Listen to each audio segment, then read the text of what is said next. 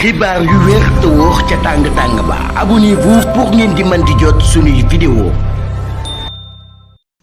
dal leen ak jàmm seen chaîne bi di Buzz 221 HD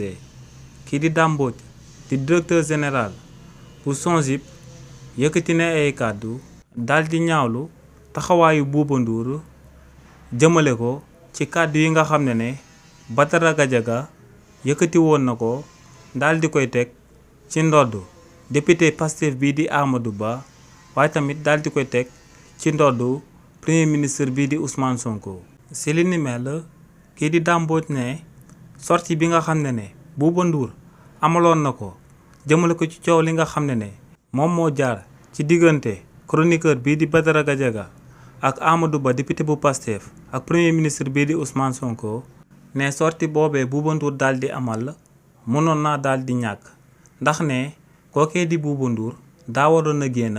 daal di apaiser tension yi si mu jël ay ndogal daal di suspendre wala mu daal di dàqlu kookee di Badara Gadiaga waaye ne kookee di Bouba Ndour amul lu ni mel waaye daa yokk xar mi karaw te ne lu leer ba am moom mooy que ne